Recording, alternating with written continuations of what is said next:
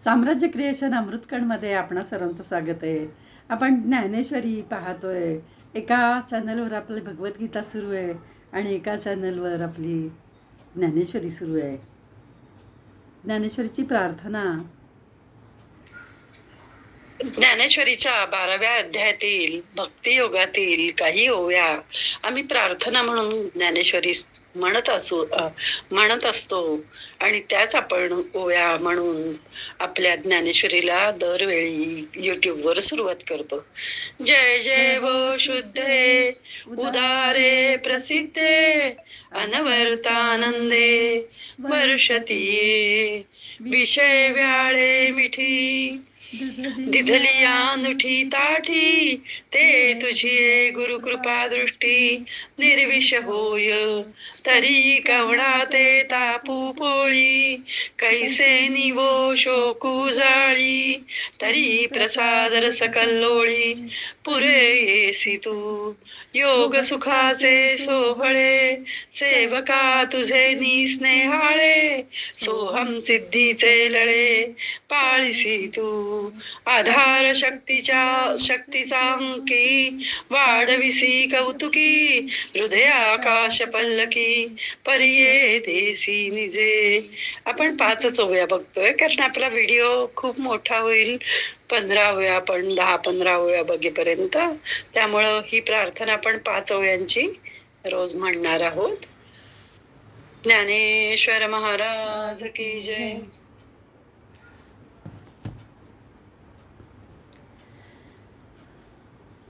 जे चातुर्य कला कामिनी ते शारदा विश्वमोहिनी नमिली मिया मज हृदयी सद्गुरु जेणे तारिलो हा संसारपुर म्हणोनी विशेषात्यादरू विवेकावरी जैसे डोळ्यात अंजन भेटे ते वेळी दृष्टी फाटा फुटे मग वास पाहिजे तेथ प्रकटे महानिधी का चिंतामणी झाली हाती सदा विजय वृत्ती मनोरथी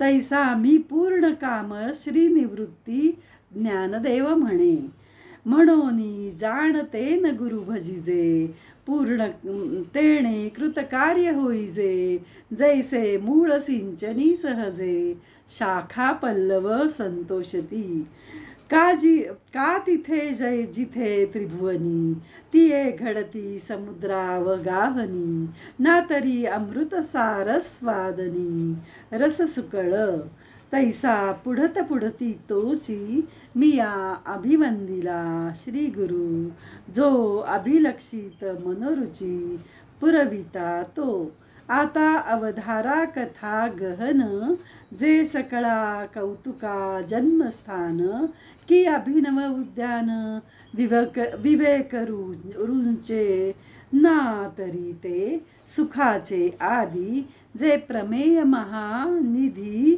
नाना नवरस सुदाब्दी परिपूर्ण हे की परमधाम प्रकट सर्व विद्यांचे मूळपीठ शास्त्र जाता वसवट अशेषांचे ना तरी सकळ धर्माचे माहेर सज्जनांचे जिव्हार लावण्यरत्न भांडार शारदेचे नाना कथारूप भारती प्रकटली असे त्रिजगती आविष्कारोनी महामंती व्यासाची आहे.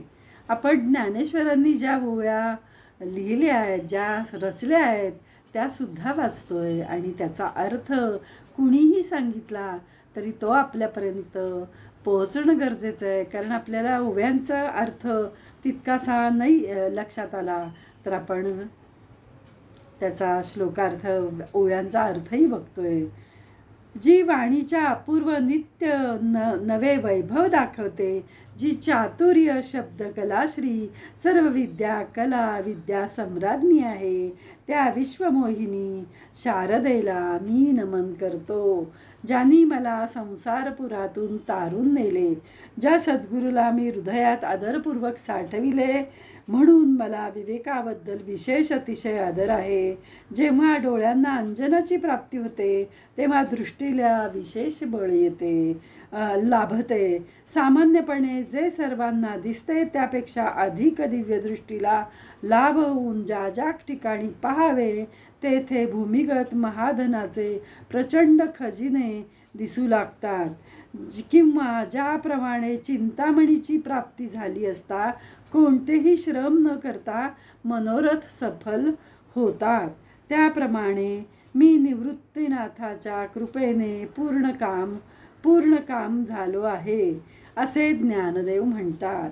याकरिता जाणकारांनी गुरुभक्ती करावी. त्यामुळे अध्यात्मज्ञानाची प्राप्ती करून कृतकार्य व्हावे.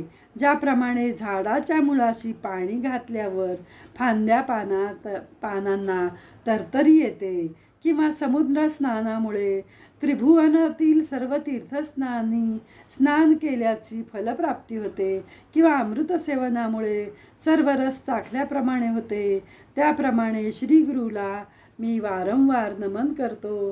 कारण त्याला नमन केले की त्यामध्ये सर्व देवतांचा अंतर्भाव होतो.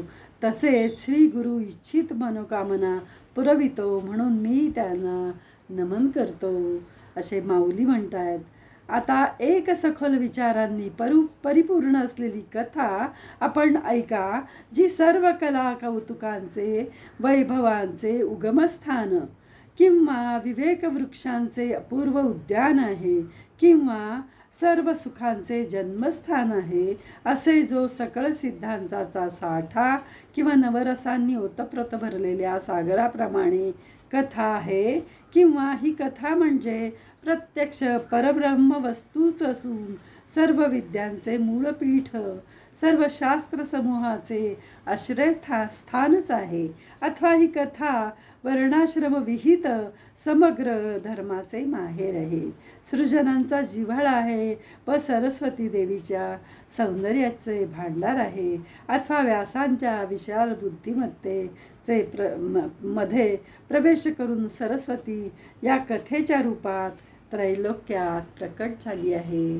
अशा प्रकारे सरस्वतीला वंदन करून, गणेशाला वंदन करून आपण आज ज्ञानेश्वरीचा भाग इथेच थांबवतोय. आपण जेव्हा जेव्हा सवड होईल एक दिवसाआड वगैरे भेटूया. कारण तुम्हाला व्हिडिओ पाहून तो ऐकायला वेळ तरी हवा आहे. एकावर एक असे अनेक व्हिडिओ आले तर तुम्हाला त्याला वेळ मिळणार नाही. म्हणून मध्ये एखादा दिवस मी गॅप घेते आणि व्हिडिओ सादर करते. तुम्ही मात्र सर्वांनी हे ज्ञानेश्वरीचे 4 शब्द ऐका. तुम्ही सबस्क्राईब नका करू, लाईक नका करू. माझ्या चॅनलवर मला पैसे मिळवायचे नाहीत. मला अजिबात पैसे मिळवण्यासाठी मी ह्या यूट्यूबला ज्ञानेश्वरी सांगत नाही, भगवद्गीता सांगत नाही. फक्त माझ्या तोंडून 4 शब्द जे काही भगवत कृपेने निघत आहेत ते तुम्ही फक्त ऐका, फक्त ऐका आणि फक्त ऐका. एवढंच माझं हेतू आहे. आता विश्वात्मके देवे येणे वाग्यज्ञे तोषावे, तोषो निमज द्यावे पसाय दान हे.